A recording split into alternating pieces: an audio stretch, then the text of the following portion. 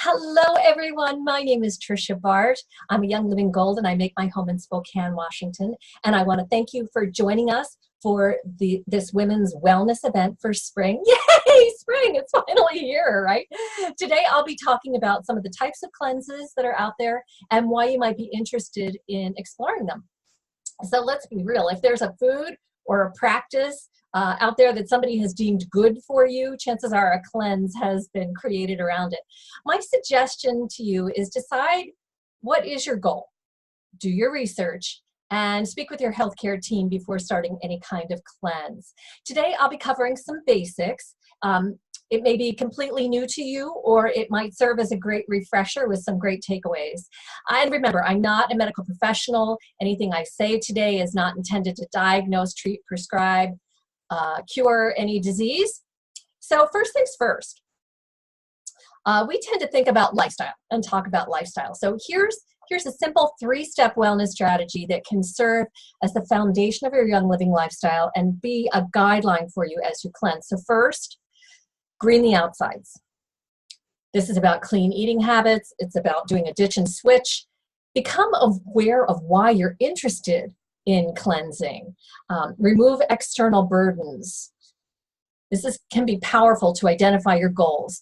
Are you interested in energy, great sleep, clear skin, regular bowel movements? What is behind your decision to learn more about cleansing? So that's step 1, green the outside. Step 2 is green the insides. And this is more about the cleansing processes that we're talking about today.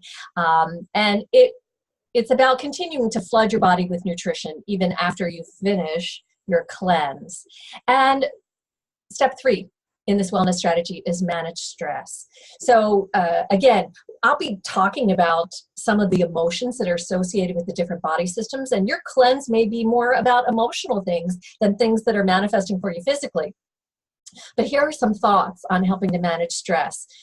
You know, obviously we have our beautiful essential oils. So if you were able to purchase it, consider the oils in the Freedom Bundle. Learn the Aroma Freedom technique from Dr. Benjamin Perkis, or read about the Aroma Balance technique by Dr. Leanne Deardorff. This is in her book, Ultimate Balance. This happens to be one of my absolute favorite books, and it's a perfect complement to your cleansing work. She wrote another book that I find really helpful, Inner Transformations Using Essential Oils.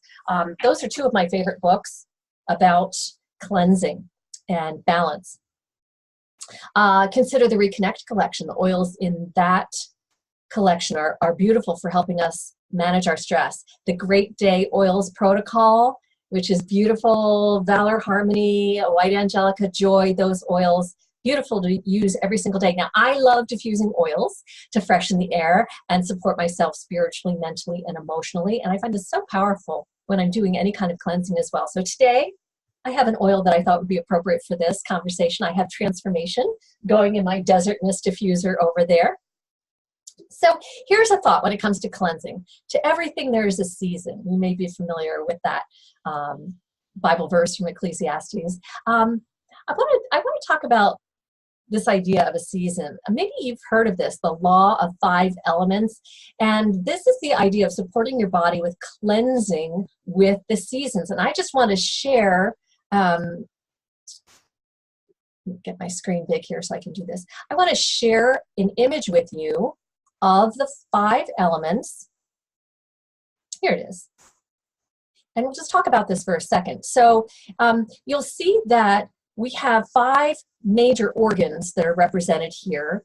And for each of the organs, there's a season. Now, I'm going to start over here with the large intestine and lung. The element is metal. And you'll see that the season is autumn. And then from large intestine, we move to kidney. And the season for kidney is winter, the season that we're just coming out of. Then we move into liver, supporting the liver. And the season for that is spring, which is where we are right now. You'll see there's a season for the heart, which is the summer, and the spleen, the stomach, late summer. I love this diagram because it shows, I just find this so intriguing. The law of 5 elements is one of the major systems of thought in traditional Chinese medicine. The 5 elements are a comprehensive template that organizes all natural phenomena into 5 master groups or patterns in nature. Each of the 5 groups, wood, fire, earth, metal, and water, include categories such as a season, a direction, a climate, stage of growth and development, internal organ, body tissue, emotion, aspect of the soul, taste, color, sound. I mean, really, there's doesn't seem to be an end to the categories that we can have.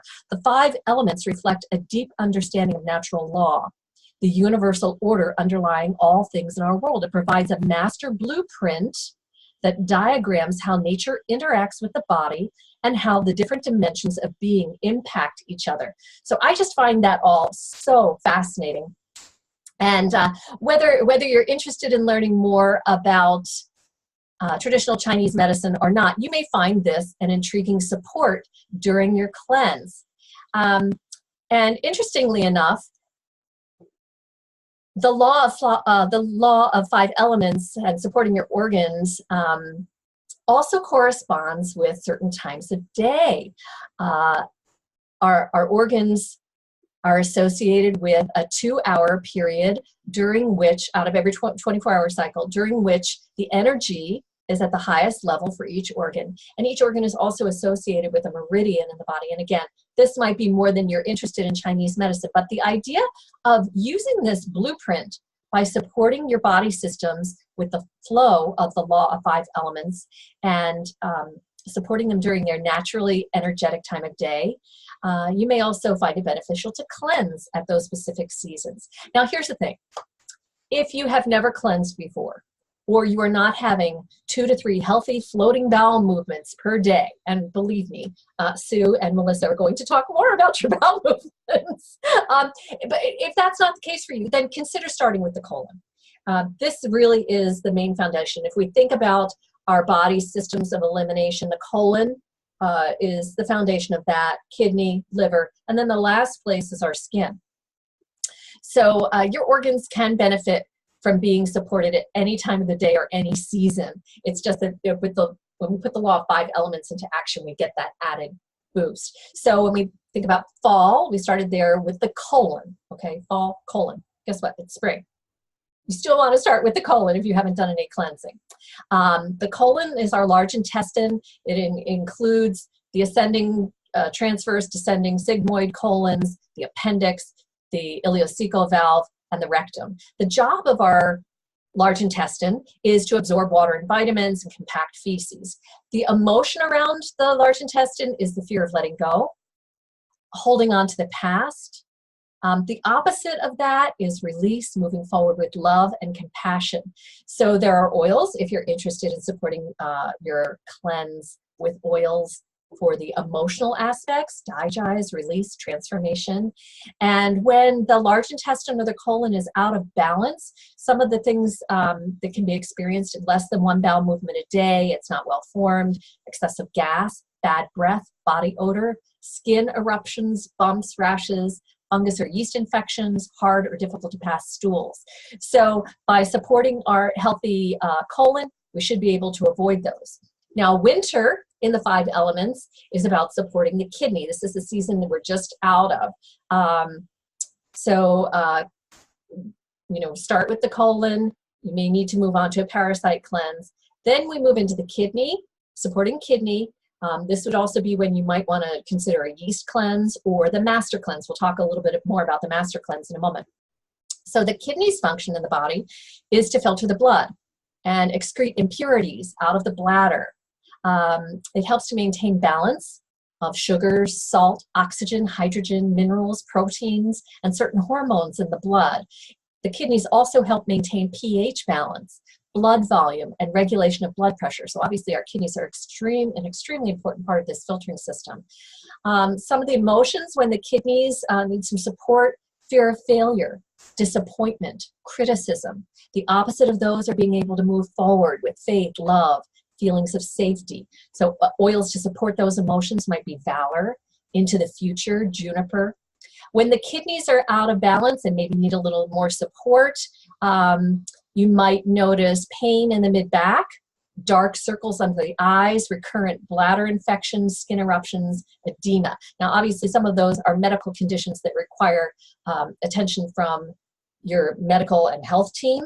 But those are some of the things, when the kidneys are out of balance, those are some of the things that may show up. Springtime, the season we have now, is about supporting the liver. And the liver is the largest gland in the body. It produces bile. It turns our sugars and proteins into fats for energy, and then it turns fats back into sugars.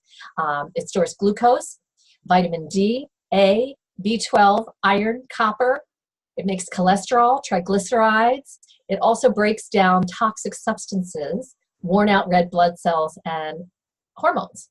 So the liver is an extremely important part of keeping us healthy. But understand that if we don't cleanse the colon first, the kidneys first, when we start supporting that liver, it can start releasing toxins that can make us very uncomfortable if we don't have those other pathways of elimination cleared. The main emotions when the liver is a little out of balance: anger, rage, justifying, chronic complaints. The opposite of all that is forgiveness and gratitude. So oils that can help support while you're cleansing your liver are release, surrender, forgiveness, support emotional balance of the liver. When out of balance and in need of support, the liver, you may experience sensitivity to chemicals and odors. If you have experience with long-term alcohol use, prescription, or other drug use, this may be a time to support your liver. If you have consumed aspartame, if you're experiencing hormonal imbalance or allergies, those are all times when we may want to think about supporting the liver. Summer, the season of summer, is when we start looking at cleanses for the pancreas, the spleen, our lymph, our heart and circulatory system, and then we're back to fall with supporting the colon and the lungs. So again, when it comes to the idea of seasonal cleansing, if you've never cleansed before, first things first, start with the colon and move from there. All right, so generally there are three types or methods of cleansing: dietary changes, nutritional supplements, and mechanical or external ways of cleansing. And you may find that a combination of those three is the best way to support your goals. Within each of these methods, they're all types of cleanses, some for different body systems or to support those with a specific health challenge. Here are some of the ones with which I'm familiar and have given a shot over the years, and some common sense precautions for each of them. So when it comes to dietary changes, this is things like, juice or bone broth cleanses, fasting, a water fast, or even a fat fast where you do eat, but you eat only fat. There is a strong religious foundation for fasting 1 day a week. There's also a practice which has become much more popular recently called intermittent fasting, where you don't eat for 12 to 14 hours overnight. So you, let's say, eat your last dinner 3 hours before you go to bed, say 6 o'clock at night, and then you don't eat again until 8 or 9 o'clock in the morning the next day. Now, that's a practice, obviously, that you can incorporate on a daily basis, even when you're not in a cleanse. Also in the dietary changes would be something like a saltwater flush, the master cleanse, or the lemonade diet. That's Stanley Burroughs' cleanse. Also in this area would be Dr. Crook's yeast connection. So, modes of eating, ways of eating can also be very cleansing because they bring about a change. So Dr. Crook's yeast connection diet, a keto approach, a paleo approach, FODMAP, Whole30, and other changes in diet that can help create cleansing benefits. The Young Living's 5-day nutritive cleanse would fall into this category for me as well, because it's intended to replace what you eat on a daily basis for a period of time.